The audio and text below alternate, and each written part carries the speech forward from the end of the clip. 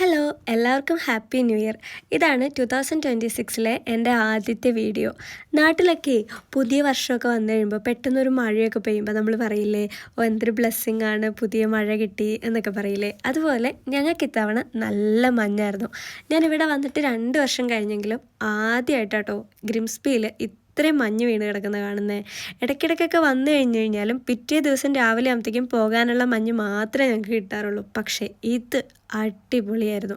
കാണാനുള്ള ഭംഗി നടക്കാനില്ല കേട്ടോ. കാരണം 10 മിനിറ്റും കൊണ്ട് എത്തേണ്ട സ്ഥലത്ത് ഞാനൊരു അരമണിക്കൂറും കൊണ്ടാണ് എത്തിയത്. അത്ര കെയർഫുള്ളായിട്ട് വേണം നമ്മൾ മഞ്ഞിലൂടെ നടക്കാനായിട്ട്.